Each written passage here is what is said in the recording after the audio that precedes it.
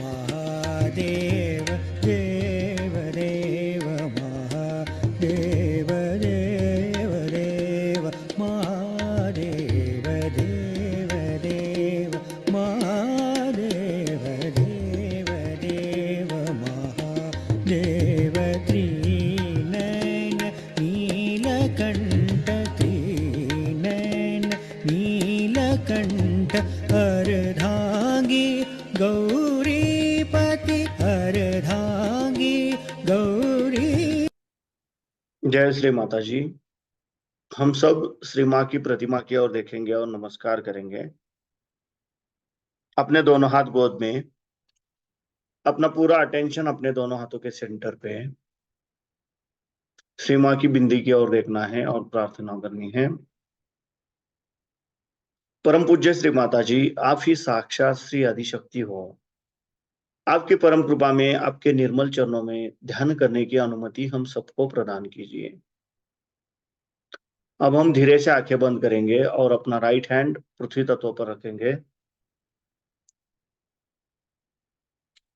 अपना अटेंशन हम अपने लेफ्ट हैंड के सेंटर से सहस्त्रार द्वारा राइट हैंड की ओर 7 बार लेके जाएंगे। पति पशुपते नमो शिवं देव देव महादेव देव देव महादेव देव देव महादेव देव महादेव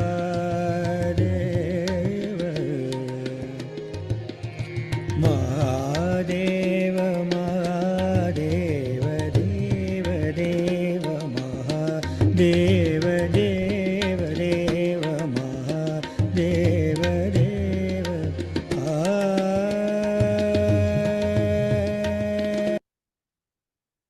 परम पूज्य श्री माता जी, आप ही साक्षात श्री आदिशक्ति हो। आपकी परम कृपा में हमारे लेफ्ट साइड के ईड़ा नाड़ी के तमोगुण के सभी दोष, सभी बाधाएं इस राइट हैंड द्वारा पृथ्वी तत्व में समर्पित कर लीजिए और हमारी ईड़ा नाड़ी संतुलन में लाइए। हमारी इच्छा शक्ति शुद्ध एवं निर्मल बनाइए, जागरूक बनाइए। हम यहाँ पे श्री महाकाली साक्षात मंत्र कहेंगे। ओम तमेव साक्षात श्री महाकाली साक्षात श्री आदिशक्ति माता जी श्री निर्मला देवे नमो नमः। अब हम अपना राइट हैंड अपनी गोद में रखेंगे और लेफ्ट हैंड आकाश तत्व की ओर करेंगे। अपना पूरा अटेंशन हम अपने राइट हैंड के सेंटर से सहस्त्रार द्वारा लेफ्ट हैंड की ओर 7 बार लेके जाएंगे।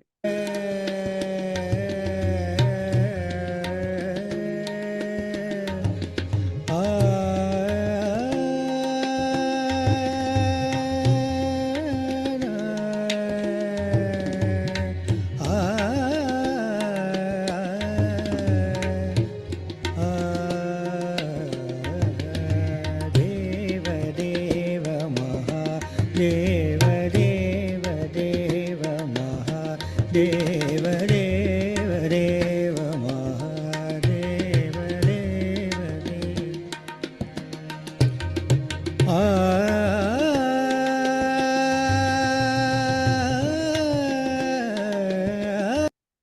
परम पूज्य श्री माता जी, आप ही साक्षात श्री हनुमान जी हो। आपकी परम कृपा में कृपया हमारे पिंगला नाड़ी के रजोगुण के सभी दोष, सभी बाधाएं इस लेफ्ट हैंड द्वारा आकाश तत्व में समर्पित कर लीजिए और हमारी पिंगला नाड़ी संतुलन में लाइए। हमारी क्रिया शक्ति शुद्ध एवं निर्मल बनाइए, जागरूक बनाइए।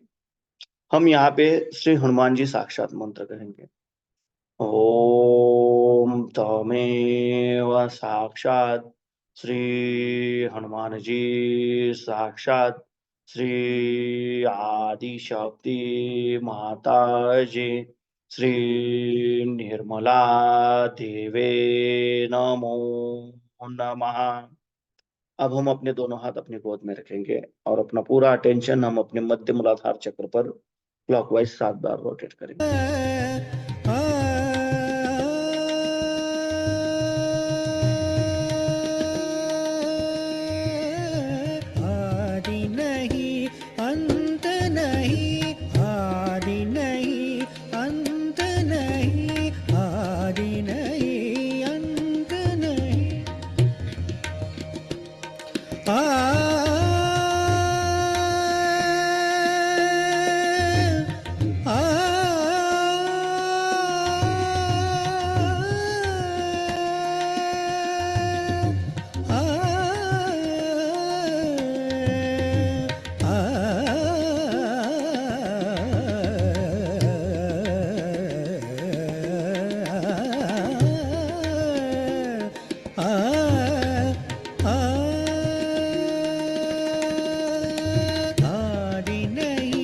अंत नहीं, आदि नहीं, अंत नहीं, आदि नहीं, अंत नहीं, दशहरे।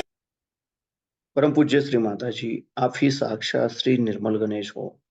आपकी परम कृपा में कृपया हमारे मूलाधार चक्र के सभी दोष, सभी बाधाएं इस पृथ्वी तत्व में समर्पित कर लीजिए और हमारे अंदर श्री गणेश तत्व प्रस्थापित कीजिए। हमें श्री गणेश जी के जैसा अबोधित एवं पवित्र बनाइए, जागृत बनाइए। यहाँ पे हम श्री निर्मल गणेश साक्षात मंत्र कहेंगे। ओम तमेव साक्षात श्री निर्मल गणेश साक्षात श्री आदि शक्ति माता जी श्री निर्मला देवे नमो नमः। अब हम अपना राइट हैंड अपने स्टमक पे रखेंगे, लेफ्ट साइड पे बिलो द एब्डोमेन। परम पूज्य श्री माता जी, आपकी परम कृपा में कृपया हमें शुद्ध एवं निर्मल विद्या प्रदान कीजिए। परम पूज्य श्री माता जी, आपके परम कृपा में कृपया हमें शुद्ध और निर्मल विद्या दीजिए। कृपया हमें शुद्ध और निर्मल विद्या प्रदान कीजिए। अब हम अपना राइट हैंड अपने मध्य नाभि चक्र पर रखेंगे। परम पूज्य श्री माता जी, आपकी परम कृपा में कृपया हमारे अंदर लक्ष्मी तत्व जागृत कीजिए, हमें समाधानी बनाइए। अब हम अपना राइट हैंड, अपना राइट पाम अपने नाभि के अराउंड अपने भवसागर पर क्लॉकवाइज 7 बार रोटेट करेंगे।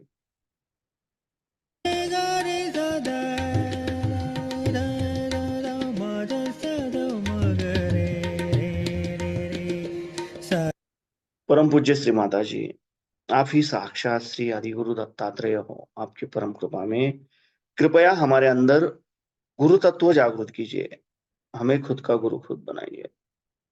अब हम अपना राइट हैंड अपने हृदय पे रखेंगे, लेफ्ट साइड पे। परम पूज्य श्री माता जी, आपकी परम कृपा में मैं केवल एक शुद्ध आत्मा हूँ। मैं मन नहीं, बुद्धि नहीं, शरीर नहीं, अहंकार नहीं, मैं केवल एक शुद्ध आत्मा हूँ। मैं केवल एक शुद्ध आत्मा हूँ। मैं केवल एक शुद्ध आत्मा हूँ। अब हम अपना राइट हैंड अपने नेक पर रखेंगे, लेफ्ट साइड पे अपने लेफ्ट विशुद्धि चक्र पे। परम पूज्य श्री माता जी, आपकी परम कृपा में मैं निर्दोष हूँ। मैं निर्दोष हूँ।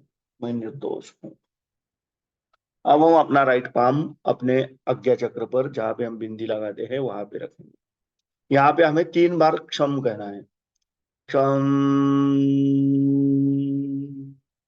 क्षम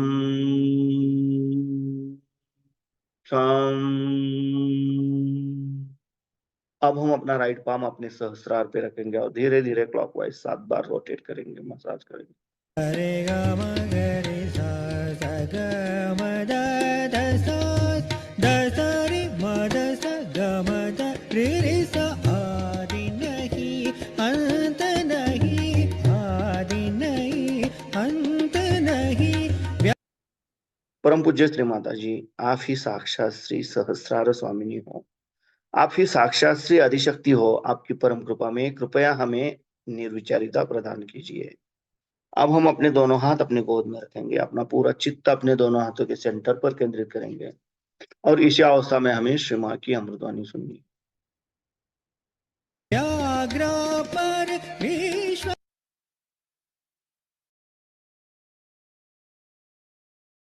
अब ड्रग्स शुरू हो गया। अब आपके बच्चे कल ड्रग्स पिएंगे। अब आप शराब पियो, आपके बच्चे ड्रग्स पिएंगे, उनके बच्चे पता नहीं और क्या पीने वाले हैं। और उसमें फिर कहेंगे कि देवता लोग भी सोमरस पीते थे। भाई देवता लोग अगर पीते भी थे और अगर सोमरस गंदा था तो आप क्यों पीते हो? उनका भी तो पतन इसी से हुआ है और आपका भी इसी से पतन होएगा। वो देवताओं के रास्ते पर अगर आपको चलना है तो पतन के रास्ते पे जाना है कि उनमें से जो उड़ गए, जिन्होंने शराब को छुआ भी नहीं, उधर जाने का। आपको अपने आदर्श को बनाना चाहिए और इस पवित्र सुंदर मनुष्य के इतने मूल्यवान जीवन को उसकी कुछ महत्ता रखनी चाहिए। अपने पे विश्वास नहीं, लेकिन अपनी महत्ता, अपनी पहचान, हम कितने ऊंचे हैं। और हम इस तरह की मूर्खता की बातें करें कि जो पॉलिश की चीज है उसको हम खा रहे, बिल्कुल ये पॉलिश के लिए बनाया हुआ। उसी तरह से तमाकू चीज जो है, जिसको तमाकू आप कहते हैं, ये भी एक राक्षसी है। एक राक्षसी है जो कि वनस्पति में पैदा हुई, वनस्पति की राक्षसी है। और तंबाकू इसलिए बनाई गई थी, ये है इंसेक्टिसाइड। इंसेक्टिसाइड बनाया गया था कि सब दुनिया भर के कीड़े और ये वो होते हैं उसके लिए। अब वो हम खाने लगे और उसको हम पीने लग गए। अब उसे कैंसर होने लग गया। लंदन में तो साफ साफ हर एक इस पे लिखा जाता है कि इससे कैंसर होता है, इसको मत पियो, तो भी लोग पीते। अब मेरी समझ नहीं आता है कि जब सामने दिखाई दे रहा है किसको नहीं पीना चाहिए तो क्यों पीते। कल ये फैशन है, ये चीज फैशन हो गई। माने मनुष्य अपनी जगह में कहीं खड़ा होता है या नहीं, कहीं अपने को देखता है या नहीं कि मैं कौन हूं। आपको राजा बनने का, आपको अपने पे आधिपत्य लेने का, आप चीज क्या है उसको आप समझ रहे हैं या नहीं, या अपने को एक कचरा गाड़ी बनाने का। कल रास्ते में कहीं पड़ा हुआ मनुष्य मिलेगा। मैंने हमारे जीवन में यहाँ मैं लंदन यहाँ बॉम्बे में करीबन 24-25 साल से रह रही हूँ। हमारे साथ के बहुत बड़े बड़े लोगों को देखा, रास्ते पे पड़ा मिला, वहां मरता हुआ मिला। ऐसी ऐसी बातें सुनती मुझे आश्चर्य। विद्वान, घर के अच्छे, बाल बच्चेदार सब होते, रास्ते पर वो कोई साहब थे, वो मिले, उठा के ले गए, कचरा गाड़ी में फेंका। ये क्या अपने जीवन का आप लोग कर रहे हैं। इसलिए नाभि चक्र पे जो चीजों की मनाई है ये सब गुरुओं ने की है। और ये जो गुरु है इसे हम वॉइड कहते हैं, भवसागर। हमारे अंदर भी पेट में है, वहां पैदा होते हैं। आपके अंदर भी ये गुरु है। इनके मुख्य 10 अवतार हुए हैं। हम इनको ऐसा ले कि आदिनाथ जो कि जैनों के माने हुए हैं, वो इसके पहले अवतरण थे। दत्तात्रेय जी इसका ईसेंस है, इसका तत्व है। दत्तात्रेय इसका तत्व है। दत्तात्रेय जो है ये तीनों शक्तियों के जो बाल्य स्वरूप है, पवित्र स्वरूप है। और उसके बाद इनके अनेक अवतरण हुए, जिनमें से राजा जनक एक थे। उनकी लड़की सीता जी आदि शक्ति थी, आप जानते हैं। लेकिन उनका फिर और कहीं अवतरण हुआ, वो आप नहीं जानते हैं। राजा जनक का अवतरण मोहम्मद साहब के रूप में भी हुआ है। और मोहम्मद साहब की जो लड़की थी, जिन्हें हम जानते हैं फातिमा बी नाम से, वो स्वयं साक्षात सीता जी थी। और उनके ही भी जो 2 लड़के थे, वो भी और कोई नहीं थे, बस हसन हुसैन। और हसन हुसैन पहले महावीर और बुद्ध के तरह से जन्म हुए। अब ये तो आप नहीं जानते हैं, लेकिन मैं तो माँ हूं, मैं जानती हूं। और आप भी जानेंगे जब आप कुंडलिनी पे उतरे। मोहम्मद साहब के जो दामाद थे, जिनको आप हजरत अली के नाम से पहचानते हैं और जिनके बारे में आपने सुना था, वो एक ही बार संसार में ब्रह्मदेव ने जब अवतरण लिया था तो वो हजरत अली के रूप से एक ही बार हुआ। अभी आपको आश्चर्य होगा, एक मुस्लिम साहब हमारे पास आए और उनके पेट में शिकायत थी, जिसको हम कहते हैं कि स्वादिष्ठान चक्र पे ब्रह्मदेव का स्थान है, और लेफ्ट साइड में पकड़ थी, तो लेफ्ट साइड में अवतरण का नाम लेना पड़ता है। तो हमारे साथ एक सहयोगी बैठे थे, तो मैंने कहा इनका लेफ्ट साइड पकड़ा हुआ है, अब इसका क्या इलाज हो सकता है। उनका माता जी आपने एक दिन कहा था कि ब्रह्मदेव ने हजरत अली के रूप में अवतरण लिया था। मैंने कहा जरा हजरत अली का नाम तो दो। और जैसे ही उनका नाम लिया, एकदम वो अगर यहाँ हाजिर भी हो तो वो आपको बता सकते, एकदम से उनकी कुंडलिनी जागृत होकर के और वो पार हो गए और उनकी शिकायत मिट गई। अब कोई वहां पूना में लोग कहते हैं कि माता जी तो मुसलमान धर्म का प्रचार करें। अरे क्या मुसलमान और क्या हिंदू और क्या ये एक ही तो भगवान ने बनाए हैं ना। और ये जितने भी बड़े बड़े अवतरण हुए सब आपस में रिश्तेदार हैं। ये तो हम ही झगड़ रहे हैं आपस में। क्राइस्ट ने भी कहा है कि those are not against me are with me. वो कौन है? वो बेचारे 3 साल 4 साल उन मूर्खों के बीच में रहे, उनको पकड़ करके फांसी दे दिया। अब यहाँ साईं बाबा का फोटो आप मानते हैं, जो कि साईं बाबा स्वयं मुसलमान ही तो थे और वही अवतरण है। साईं बाबा भी दूसरे तीसरे कोई नहीं, फिर उनको क्यों मानते हैं? जो मुसलमान हो चाहे कोई भी हो, जब वो परमात्मा के चरण में है और जब वो पार हो गया है तो वो सबको वंदनीय होता ही है। और इस देश में विशेष करके जैसे ख्वाजा निजामुद्दीन साहब थे, ये पार आदमी थे और उनको ये खिलजी नाम के गधे राजा ने इतना परेशान कर दिया, अंत में उसी का मृत्यु हो गया।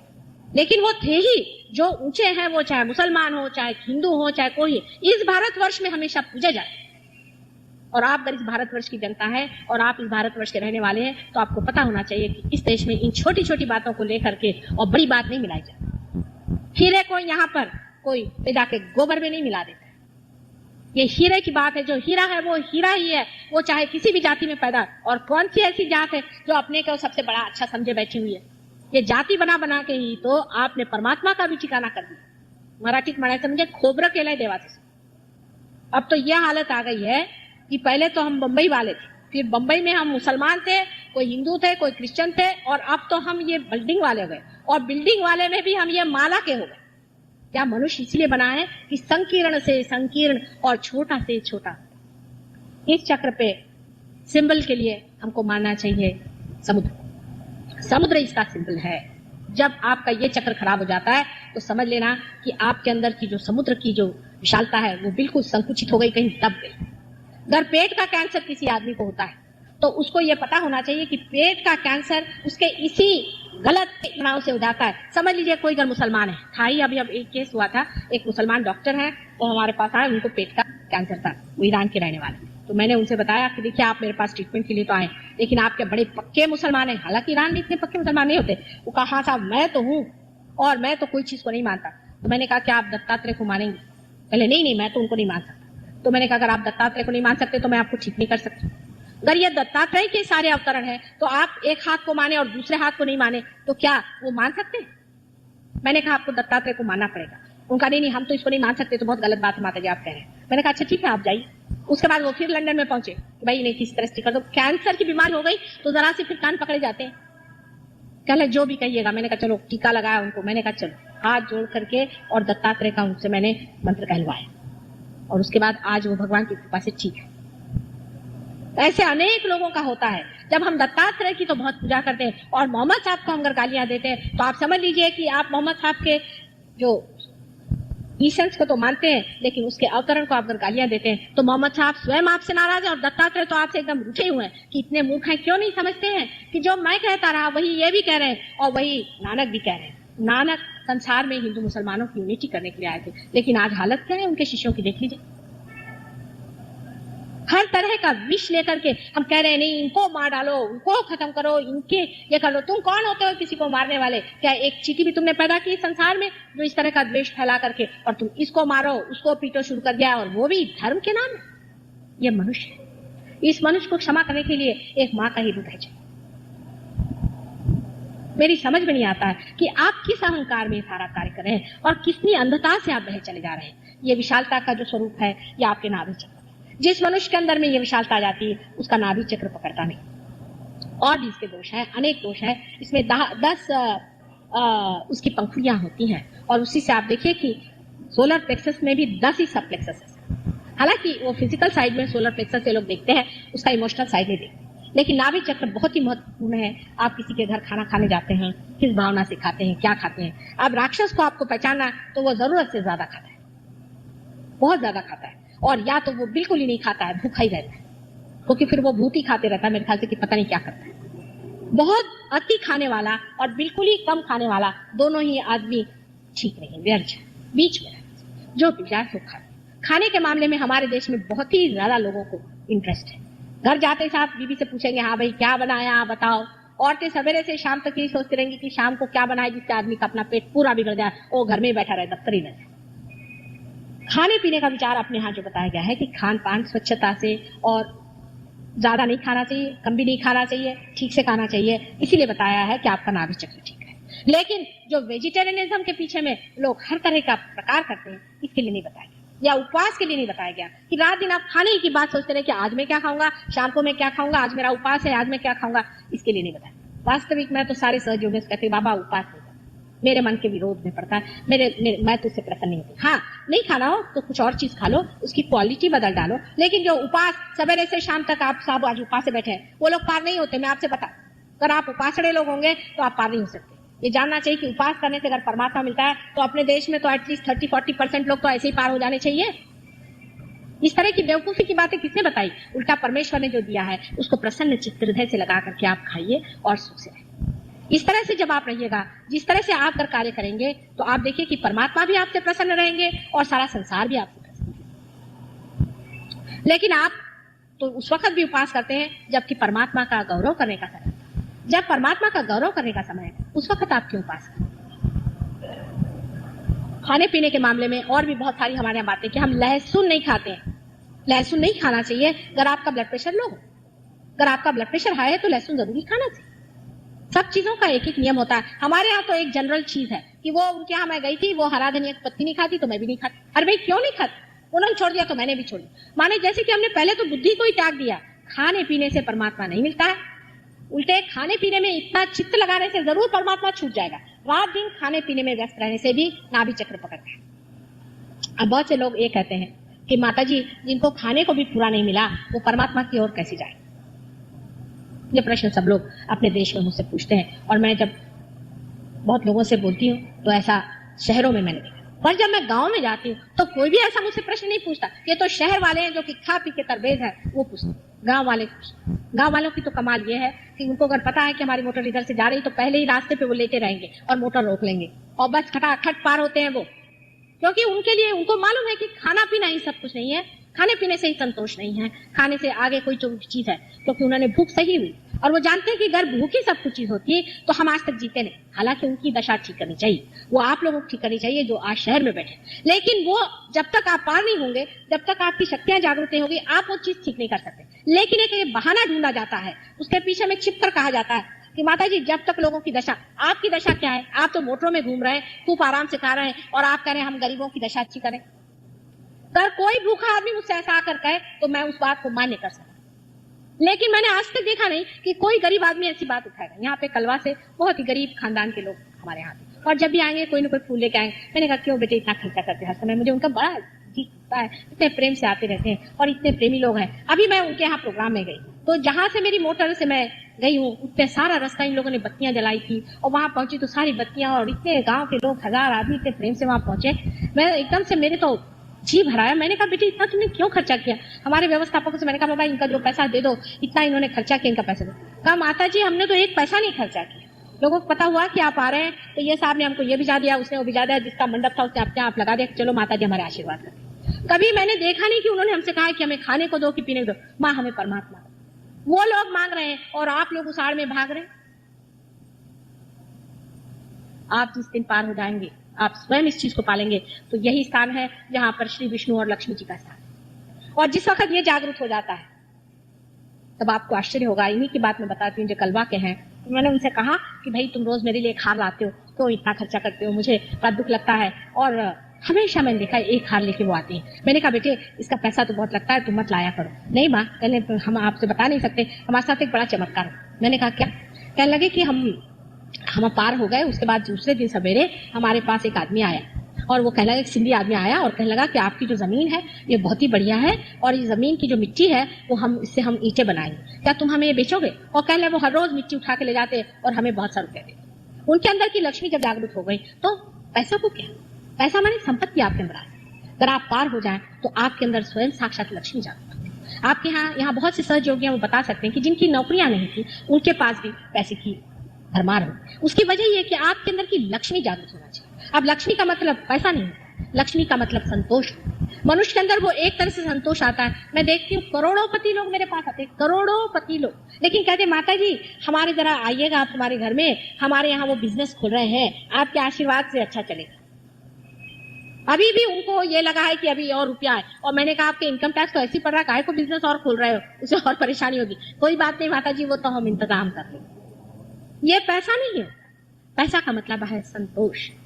पैसे का मतलब है लक्ष्मी का स्वरूप। लक्ष्मी स्वयं माँ है। लक्ष्मी के एक हाथ में दान, एक हाथ में आश्रय, दो हाथ में कमल। दो हाथ में कमल है माने जिस आदमी के पास लक्ष्मी है वो कमल जैसा प्रेम, और गुलाबी कमल है, प्रेम का त्योहार। उसके घर में आप जाइए तो एक तरह की उसके अंदर कोजीनेस होनी चाहिए। उसके घर में आप बैठिए तो उसके अंदर से प्रेम उमड़ना चाहिए।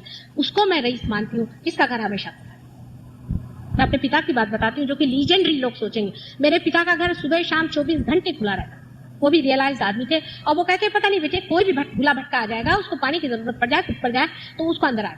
और हमारे फादर क्या कभी चोरी नहीं, कभी नहीं। और हमारे घर के जितना भी सामान था वो सारा कम्युनल था, माने जितनी कारपेट थी वो आपकी बाहर जाती थी, बिचती थी लोगों के लिए, और उसी में उनको आनंद आता था। फिर यही नहीं याद रहता था कि किसको दी थी कारपेट पिछले शादी में। उनका सारा ही सामान बाहर घूमते रहता था, और वो कभी कभी घर पे आ जाता था। और विश्वनाथ जटा में विराजे गंग, जटा में विराजे गंग। हम धीरे से आंखें खोलेंगे, श्री माँ की प्रतिमा की ओर देखेंगे और नमस्कार करेंगे और कुंडलिनी चढ़ा के बंधन लेंगे। सत्यम शिवम सुंदर, सत्यम शिवम सुंदरम शिवम, सत्यम शिवम सुंदरम शिवम। देव देव महादेव, देव देव महादेव, देव देव महादेव, देव देव महादेव। जय श्री माँ। महादेव देव देव महादेव, देव देव महादेव, देव देव महादेव, देव देव महादेव, देव देव महादेव, देव देव